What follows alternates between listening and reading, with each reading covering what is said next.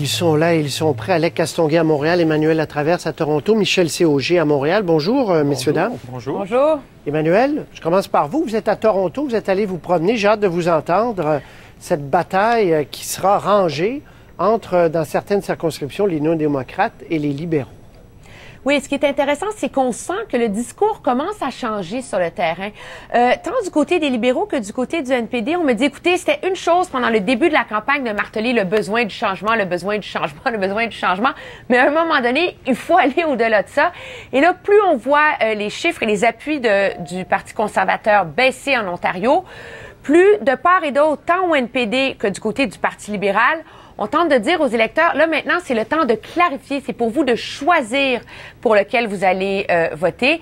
Ce qui est intéressant, c'est que du côté du NPD, on le voit, les pancartes sont assez pas subtiles, c'est défaire Harper. Le NPD se présente ici vraiment comme le parti capable de gagner, alors que du côté du Parti libéral, on envoie vraiment le message aux électeurs de dire, écoutez, vous avez le choix, vous avez le temps, pensez-y. Bien sûr, les libéraux qui, eux, misent sur leur plan d'infrastructure. Je vais peut-être vous laisser écouter M. Mulcair et M. Trudeau.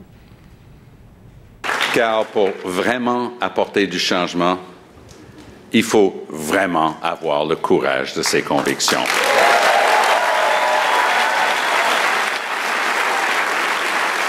Il faut avoir des objectifs clairs pour le Canada et un plan pour les atteindre. C'est ça le changement que je veux apporter à Ottawa. J'ai bâti mon plan en fonction de mon expérience et de mes valeurs, et nous, on a l'équipe pour réussir. Nous avons un plan clair en 3 points. Investir dans nos infrastructures pour créer des emplois et demeurer compétitifs, faire croître la classe moyenne en lui accordant des baisses d'impôts et aider ceux qui travaillent fort pour joindre la classe moyenne. Le plan en 3 points, Patrice, attendez-vous à l'entendre de nouveau. C'est un peu la nouvelle ligne. C'est pour donner une cohérence au message des libéraux. Les candidats sur le terrain nous disent ici que c'est plus facile avec ça d'aller voir les gens et dire, écoutez, nous, on est élus, on va investir dans les infrastructures, dans le transport en commun, on va résoudre rapidement vos problèmes.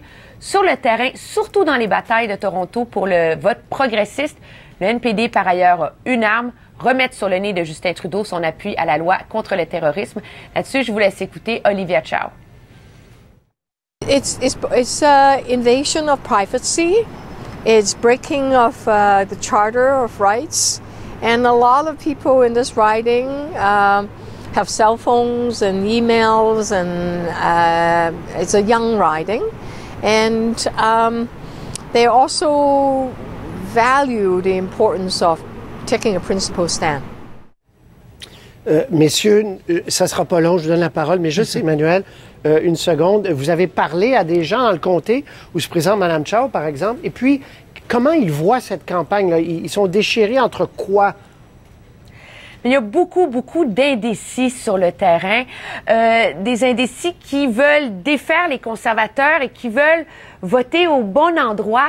Il y a toute une logique de vote stratégique qui est en train de s'installer. En même temps, comme la campagne est longue, les gens sur le terrain disent, écoutez, on a le temps de les écouter, de se faire une tête. Eux ne se sentent pas pressés, je vous dirais, de se brancher si rapidement que ça. Il faut dire que c'est un comté qui est intéressant parce qu'il a été changé. Et donc, il y a vraiment des poches de vote différentes, des votes de famille, un vote très urbain dans des comtés, dans des condos, pardonnez-moi. Donc, on va surveiller ça le 19 au soir. Michel C. et Alex, c'est amusant parce que j'étais aujourd'hui sur la rue Sainte-Catherine, je faisais ce qu'on appelle un vox pop, donc j'ai parlé à beaucoup de monde. Et je pense que c'est la phrase qui est revenue le plus souvent. On a encore le temps de réfléchir, on ne sait pas trop. Plus ça allait dans toutes les directions ici à Montréal.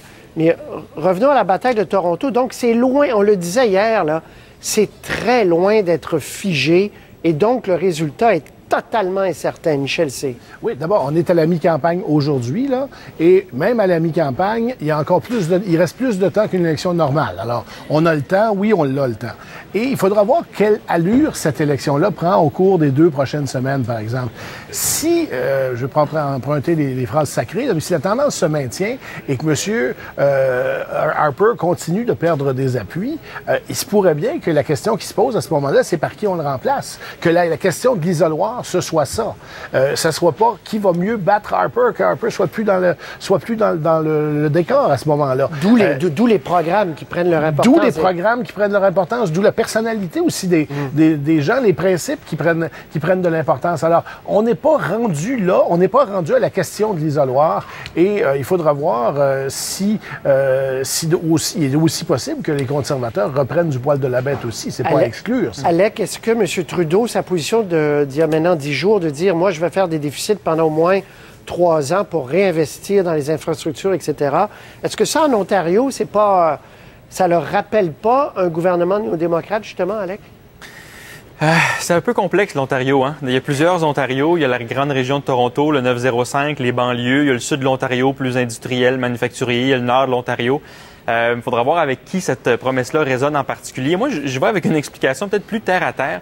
Est-ce que c'est une politique complexe dévoilée par Justin Trudeau qui aide la remontée des libéraux, ou le simple fait qu'il a pris une position claire et nette, ce qu'il n'avait pas fait depuis des mois, Justin Trudeau? En fait, depuis la légalisation de la marijuana, là, il a tergiversé, fait des gaffes, n'a pas voulu prendre des positions claires dans la plupart des débats qui ont eu lieu à la Chambre des communes.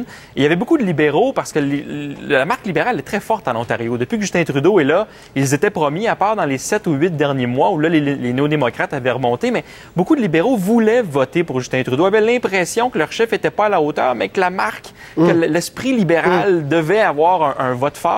Et là, le fait que Justin Trudeau ait pris une position, se soit assumé, même si c'est pas nécessairement une bonne politique publique, il n'y a aucun économiste qui dit que le Canada a besoin d'un vaste plan de relance. Il a pris une position. Il a pris une position. Et là, je pense que ça l'aide. Très bien.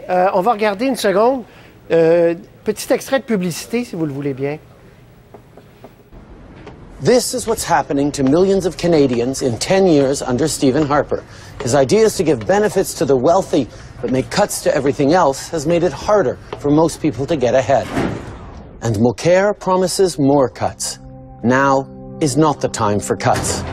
In my plan, we'll kickstart the economy by investing in jobs and growth and lowering taxes for our middle class. That's real change. Vous avez compris l'essentiel. Donc, il attaque le NPD en disant c'est pas le temps de faire des compressions, etc. Je vous fais écouter l'autre, puis on en parle après. Ça, c'est une publicité des conservateurs qu'on écoute, une partie. Of course I worry about the economy. We came out of the last recession faster and stronger than other countries. That was no accident. That was leadership. The question is, who will provide that leadership again? Justin's promising to run deficits. Deficits. Says deficits are good. Alors, on le voit très, très bien. C'est les mots-clés, Emmanuel. Donc, les conservateurs qui disent les deux autres partis vont vous enfoncer dans des déficits. Nous, on a un capitaine prudent. Et à l'inverse, les libéraux qui disent on a besoin de réinvestir, on fait du surplace. Mais je voudrais que ce qui est intéressant, au-delà de ce qui est dit dans la publicité du Parti libéral, c'est l'image. On n'a même pas besoin de l'entendre pour comprendre le message que veut passer Justin Trudeau, cet escalier qui descend alors que lui essaie de remonter. C'est là-dessus que les libéraux ont misé pour essayer de frapper les esprits, si vous me passez l'expression. Les libéraux, eux, croient avoir trouvé une façon de donner une cohérence à l'ensemble de leur message. Investir, le contraste avec les autres chefs, etc. Ce qu'on voit chez les conservateurs, c'est très classique, c'est très dans les lignes, dans le ton de ce qu'il dit généralement. Est-ce que quelque chose là pour vraiment inverser une tendance contre eux, je ne le sais pas. Très bien. Ce qu'il y a de remarquable dans cette publicité-là, c'est la ligne de la fin où on dit surtout, M. Harper, il n'est pas parfait, mais au moins il est compétent. C'est un message qui est quand même qu'on a rarement vu dans ce genre de publicité. Donc une humilité qu'on n'avait pas beaucoup vue, messieurs. C'est tout le temps qu'on a. Emmanuel a été en vedette parce que vous étiez à Toronto et on fera un changement. On fera une table tournante la prochaine fois. Je vais donner plus de temps. C'est comme les partis politiques, finalement. On compte les minutes. Je donnerai plus de temps à vous, messieurs. Merci. C'est toujours un plaisir. On se voit demain. Salut.